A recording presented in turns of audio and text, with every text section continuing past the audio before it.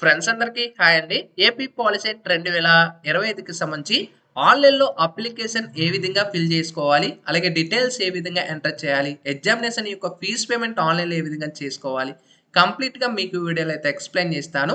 వీడియోలోకి వెళ్ళే ముందు ఛానల్ ఎవరైతే ఫస్ట్ టైమ్ ఇచ్చేస్తారో సబ్స్క్రైబ్ అయితే చేయడం అయితే మర్చిపోవద్దు. డిప్లొమా ఎవరైతే జాయిన్ అవ్వాలనుకుంటున్నారో పాలిసెట్ ఎగ్జామ్ అనేది కంపల్సరీ మీరు రాయాల్సి ఉంటుంది. అండ్ మంచి మార్క్స్ గాని, స్కోర్స్ గాని మీకు వచ్చినట్టయితే గవర్నమెంట్ కాలేజీలో సీట్ అనేది ఈజీగా అయితే వస్తుందన్నమాట.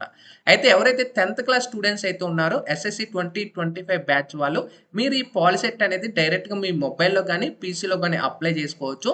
లింక్ అనేది కూడా కింద డిస్క్రిప్షన్‌లో అయితే ప్రొవైడ్ చేస్తాను. అక్కడి నుంచి కూడా మీరు ఈ యొక్క నేను ఏదైతే ఓపెన్ చేశానో అదైతే మీరు ఓపెన్ చేసుకోవచ్చు. ఇక్కడ గుర్తుపెట్టుకోండి, ఇక్కడ మనకి టోటల్‌గా వెబ్‌సైట్ అయితే ఈ విధంగా ఉంటుంది. అండ్ ఒకవేళ మా యొక్క సర్వీస్‌లో AP policy 2025 online application apply చేయాలనుకుంటే అతి తక్కువ చార్జెస్‌తో మీకు అప్లై చేయడం అయితే జరుగుతుంది. మీకు ఇంట్రెస్ట్ ఉంటే ఈ నంబర్‌కి మీరు వాట్సాప్‌లో అయితే కాంటాక్ట్ అవ్వచ్చు.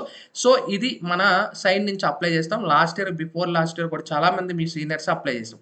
అయితే మొబైల్‌లో అయితే 3 డాట్స్ మీద క్లిక్ చేసుకుంటే మీకు ఇక్కడ డైరెక్ట్‌గా home online application status, payment status అని చూపిస్తుంది. అయితే ఆన్‌లైన్ అప్లికేషన్ 12 మార్చి నుంచి స్టార్ట్ అయింది. లాస్ట్ డేట్ అప్లై చేయడానికి మనకి ఏప్రిల్ 15, 2025 తారీఖున లాస్ట్ డేట్ గుర్తుపెట్టుకోండి.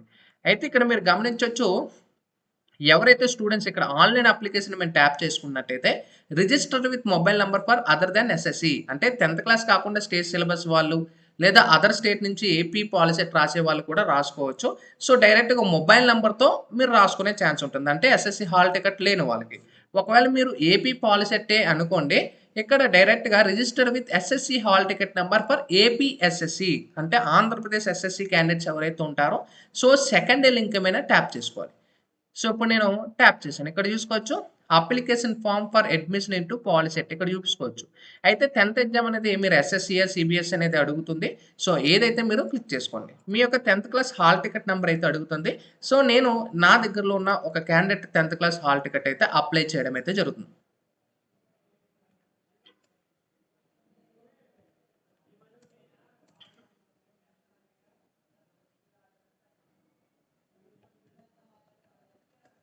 సో, అప్లై చేసిన తర్వాత డేట్ ఆఫ్ బర్త్ అడుగుతుంది. డేట్ ఆఫ్ బర్త్ మంత్ అయితే ఇచ్చేసుకోవాల్సి ఉంటుంది. సో, అవన్నీ కరెక్ట్‌గా డీటెయిల్స్ అయితే ఇచ్చుకోండి. మంత్ అడుగుతుంది, డేట్ అడుగుతుంది. 10th పాసింగ్ ఇయర్ అడుగుతుంది. 2025 అయితే 2025 అండ్ మీరు ఆల్రెడీ రిలీవ్ అయిన వాళ్ళైతే మీ బ్యాచ్ ఇచ్చుకోండి. ఇంకా క్యాప్చా అయితే అడుగుతుంది. సో, నేను క్యాప్చా అనేది ఎంటర్ చేస్తున్నాను. సో, చూసారు కదా! ఇప్పుడు సో, అప్లికేషన్ మీద ట్యాప్ చేసుకున్నట్టయితే మీ డేట్ ఆఫ్ బర్త్ ఇది ప్లస్ ఓకే అని అడుగుతుంది. ఓకే. సో, నెక్స్ట్ స్టెప్ అనేది మీకు అప్లికేషన్స్ అనేది ఇక్కడ అడుగుతుందన్నమాట. So, date of birth not valid ఉంటుంది. సో, కరెక్ట్‌గా డీటెయిల్స్ అయితే ఇచ్చుకోవాల్సి ఉంటుంది. సో, అప్లికేషన్ మీద ట్యాప్ చేసుకున్నట్టయితే డీటెయిల్స్ ఆటోమేటిక్‌గా నెక్స్ట్ ఈ విధంగా పేమెంట్ ఇక్కడ చూసుకో సారీ ఈ విధంగా అప్లికేషన్ ఓపెన్ అవుతుంది. ఇప్పుడు నేమ్ అనేది మీ 10th క్లాస్‌లో నేమ్ అనేది కన్ఫర్మ్‌గా మీకు హాల్ టికెట్‌లో ఏదైతే ఉందో ఆ నేమ్ ఇచ్చుకోండి. ఇప్పుడు ఫర్ ఎగ్జాంపుల్ నేను నా నేమ్ 10th క్లాస్‌లో ఈ విధంగా ఉంటుంది. సో, నేను ఎంటర్ చేశాను. ఫాదర్ నేమ్ అయితే ఎంటర్ చేయాల్సి ఉంటుంది. నెక్స్ట్ ఇక్కడ చూసుకోవచ్చు మీ మెయిలా, ఫీమేల్ అడుగుతుందో మెయిల్ అయితే మెయిల్, ఫీమేల్ అయితే ఫీమేల్. ఇక్కడ పాసింగ్ మొబైల్ నంబర్ అడుగుతుంది. మీ మొబైల్ నంబర్ ఏదైతే ఉంటుందో రిజిస్టర్ మొబైల్ నంబర్ అదే ఇచ్చుకోండి. లాస్ట్ కౌన్సిలింగ్ అయ్యే వరకు ఇది మీకు వెరీ యూస్ఫుల్ ఉంటుంది. నెక్స్ట్ డిస్ట్రిక్ట్ అడుగుతుంది. మీరు ఏ డిస్ట్రిక్ట్‌లో ఈ 10th క్లాస్ అనేది అపేర్ చేశారు అనేది అడుగుతుంది. సో, ఆ డిస్ట్రిక్ట్ సెలెక్ట్ చేసుకుంటారు. Next town in which you like to appear the examination అడుగుతుంది. సో, నేను ఇక్కడ నా దగ్గరలో ఉన్న సెంటర్స్ చూపిస్తాను. అంటే నా డిస్ట్రిక్ట్ ప్రకారంగా. సో, ఆ డిస్ట్రిక్ట్ సెలెక్ట్ చేసుకుంటా. పిన్ కోడ్ అడుగుతుంది. Pin code. నెక్స్ట్ అడ్రస్ అడుగుతున్నారు. ఇక్కడ అడ్రస్ అనేది కూడా నేను ఎంటర్ చేస్తున్నాను.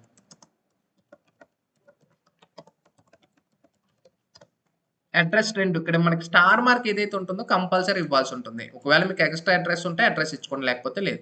లోకల్ రీజన్ అయితే అడుగుతుంది. మాక్సిమం ఇది అందరికీ కన్‌ఫ్యూజన్ అయితే ఉంటుంది. అంటే ఆంధ్ర యూనివర్సిటీ ఏంటి? శ్రీ వెంకటేశ్వర యూనివర్సిటీ అంటే ఏంటి? అనేది ఒక ఐడియా ఉండదు. సో, స్టూడెంట్ 10th క్లాస్ నుంచి వచ్చే వాళ్ళకైతే. సో, మీకు ఒక వెబ్‌సైట్ అనేది డైరెక్ట్ కింద డిస్క్రిప్షన్‌లో ప్రొవైడ్ చేస్తాను.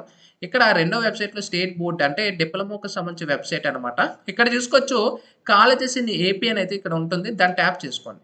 ఇక్కడ మీరు రిలీజియన్ అయితే అడుగుతుంది. ఆంధ్ర యూనివర్సిటీ, వెంకటేశ్వర యూనివర్సిటీ అనేది అడుగుతుంది.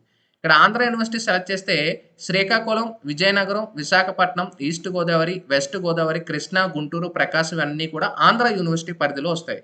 అండ్ ఒకవేళ శ్రీ వెంకటేశ్వర యూనివర్సిటీ సెలెక్ట్ చేసుకుంటే నెల్లూరు, చిత్తూరు, కడప, అనంతపూర్, కర్నూలు, ఖమ్మం. ఓకేనా? మీకు ఒక ఐడియా వచ్చిందని అయితే అనుకుంటున్నాను. సో దీన్ని బట్టి మీరు ఏ డిస్ట్రిక్ట్, మీరు ఏ రీజియన్లో ఉన్నారు అనేది మీకు అర్థమైపోతుంది. ఇప్పుడు ఇక్కడ విజయనగరం, విశాఖపట్నం ఇక్కడ చూసుకోవచ్చు, సెలెక్ట్ చేసుకోవచ్చు. ఇక్కడ పాలిటెక్నిక్స్ కానీ కూడా మనం చూపిస్తే ఇక్కడ నుంచి కూడా లిస్ట్ చెక్ చేసుకో. అయితే అప్లికేషన్ మనం బ్యాక్ వెళ్ళుకుందాం. ఇక్కడ మనకి నెక్స్ట్ ఏం అడుగుతుంది ఇక్కడ చూసుకోవచ్చు, మైనార్టీ కమ్యూనిటీ అడుగుతుంది. క్రిస్టియన్స్, ముస్లిమ్స్ ఇవన్నీ అయితే అడుగుతాయి. ముస్లిమ్స్ అయితే మైనార్టీ అండ్ నాన్ మైనార్టీ కూడా అడుగుతాయి. రీజన్ అయితే అడుగుతుంది. రీజన్ ఇక్కడ చూసుకోవచ్చు. అండ్ మీరు ఉద్యోగ కాదని అడుగుతుంది, ఉంటే ఎస్ లేదా కేటగిరీ అయితే అడుగుతుంది. ఏ కేటగిరీ, ఓసీఆ, బీసీఆ, బీసీడీఆ, బీసీఆ, దీని depend upon me fee payment అనేది ఉంటుంది అనమాట. సో డిజేబిలిటీస్ ఏమైనా ఉంటే డిజేబిలిటీస్ దగ్గర పెట్టుకోండి, లేకపోతే నో. ఎన్సీసీ ఉంటే ఎన్సీసీ, లేకపోతే no. Sports and games certificate ఉంటే పెట్టుకోండి. సిఏపి చిల్డ్రన్ ఆర్మర్ పర్సన్ ఉంటే సర్టిఫికేట్స్ ఉంటే పెట్టుకోండి. ఇవన్నీ ఎక్స్ట్రా స్పెషల్ కేటగిరీ. స్కౌట్స్ కానీ ఉంటే ముందుకు పెట్టుకోండి.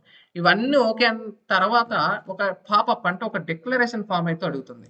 డిక్లరేషన్ ఫామ్ టిక్ చేసుకోవాల్సి ఉంటుంది. ఇక్కడ చూసుకోవచ్చు, డిక్లరేషన్ ఫామ్ మీరు ట్యాప్ చేసిన తర్వాత మీకు వన్ టైం ఓటీపీ అనేది రావడం అయితే జరుగుతుంది. మీరు ఏదైతే మొబైల్ నెంబర్ ఇచ్చుంటారో ఆ మొబైల్ నెంబర్కి వన్ టైం ఓటీపీ అనేది రావడం అయితే జరుగుతుంది.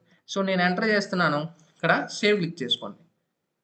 ఓకే, నెక్స్ట్ చూసుకోవచ్చు, డీటెయిల్స్ సేవ్ అయిపోయి. నెక్స్ట్ మనకి ఏంటి, మీ ఫోటో అనేది అప్లోడ్ చేయాలి. ఫోటో ఏం చెప్తున్నారు ఇక్కడ, 3.5 mm లెంత్ ఉండాలి, 4.5 సెంటీమీటర్ ఉండాలి, సిగ్నేచర్ అనేది 3.5. ఇక్కడ మీ ఈ ఫార్మాట్ ప్రకారంలో అప్లోడ్ చేస్తేనే అది అప్లోడ్. ఇప్పుడు అప్లోడ్ ఫోటో మేము క్లిక్ చేస్తే మీరు ఏదైతే ఫోటో డౌన్లోడ్ చేసుకొని పెట్టుకున్నారో లేదా సేవ్ పెట్టుకున్నారో ఆ ఫోటో అనేది నేను అప్లోడ్ చేస్తాను. ఓపెన్, చూసారా, ఈ ఫోటో అనేది అప్లోడ్ అయింది. నెక్స్ట్ సిగ్నేచర్ అడుగుతుంది. సో నీకు సిగ్నేచర్ ఆల్రెడీ డౌన్లోడ్ చేసుకొని రెడీగా పెట్టుకున్నాను కాబట్టి నాకు ఈజీ అవుతుంది. సో ఓకేనా, సో సెలెక్ట్ చేసుకుంటారు. ఓకేనా. ఓకే, ఇక్కడ చూసుకోవచ్చు మ్యాక్సిమం 50 KB, మ్యాక్సిమం 50 KB. ఒకవేళ లేకపోతే మీరు గూగుల్లో కూడా 50 KB రిజల్యూషన్ చేసుకోవచ్చు. ఇప్పుడు 50 KB కన్వర్ట్ అని కొట్టారు అనుకోండి, ఆటోమేటిక్గా చాలా లింక్స్ వస్తాయి. ఇక్కడ చూసుకోవచ్చు, కంప్రెసర్ లింక్, ఇక్కడ డైరెక్ట్ ఇమేజ్ సెలెక్ట్ చేసుకుంటారు, కంప్రెస్ చేసుకుంటారు. ఈజీ ప్రాసెస్ అనమాట. ఓకేనా. ఇప్పుడు ఇక్కడ ఇమేజ్ ఏం చూపిస్తుంది, ఆ ఇమేజ్ అనేది నేను ఎంటర్ చేయాలి. ఓకే, ఇక్కడ చూసుకోవచ్చు do not upload and exit. ఇక్కడ చూసి upload photo and signature, save. Okay, next మన పేమెంట్ డీటెయిల్స్ మీద ఓపెన్ అవుతుంది అనమాట. చూసారా, సింపుల్గా నా డీటెయిల్స్ అయిపోయాయి అనమాట. Fees pay application fee online, లేదా మీరు డు నాట్ పే ఆన్లైన్, ఆఫ్లైన్లో కూడా పే చేసుకోవచ్చు. అంటే ఆఫ్లైన్ అయితే మీకు ప్రాబ్లం అవుతుంది, ఆన్లైన్లోనే పే చేసేసుకోండి. Pay online fees payment click చేస్తే ఇక డీటెయిల్స్ అన్నీ కూడా సేవ్ అయ్యాయి అనేది చూపిస్తుంది.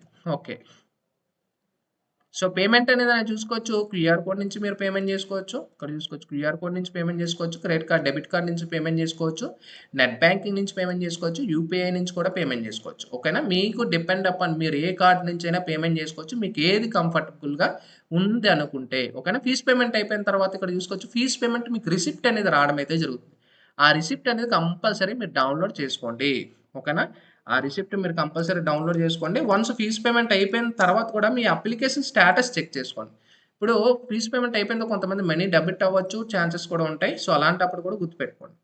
ఓకేనా, సో మీ ఫీజ్ పేమెంట్ స్టేటస్ కూడా అప్లికేషన్ స్టేటస్ మీద క్లిక్ చేస్తే ఇక్కడే మీకు ఎస్ఎస్సి, ఇక్కడ మీ మొబైల్ నెంబర్ కానీ హాల్ టికెట్ ఎంటర్ చేసుకొని వ్యూ అప్లికేషన్ మీద క్లిక్ చేస్తే మీ అప్లికేషన్ స్టేటస్ చూపిస్తుంది. పేమెంట్ స్టేటస్ అనేది కూడా ఇక్కడ పేమెంట్ స్టేటస్, హాల్ టికెట్ ఇవన్నీ ప్రొవైడ్ చేస్తే పేమెంట్ అయ్యిందా లేదో కూడా చూపిస్తుంది అనమాట. ఇప్పుడు నేను ఇందాక చేసిన దానికి ఒకసారి చెక్ చేసుకుందాం.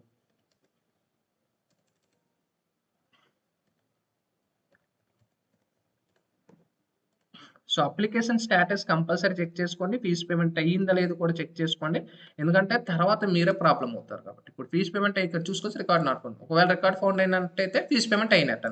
సో ఈ విధంగా ఫీజ్ పేమెంట్ అనేది కంప్లీట్ చేసుకోవచ్చు ఈజీగా, మీ అంతటికి మీరే మొబైల్లో పేమెంట్ అనేది చేసేసుకోవచ్చు.